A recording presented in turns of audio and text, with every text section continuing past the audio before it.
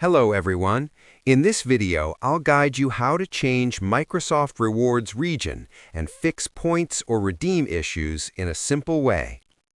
If your rewards are not working properly, first open your Microsoft account in a browser and go to your profile settings.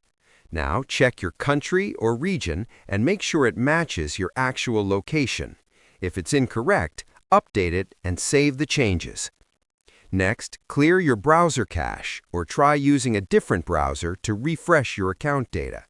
Also, sign out and sign back in to your Microsoft account to apply the update. After that, avoid using VPNs because they can cause region mismatches and block rewards. Now open Microsoft Rewards again and check if points and redeem options are working. Finally, give it some time to sync, and your reward system should work properly again without any errors. Subscribe the channel for more videos.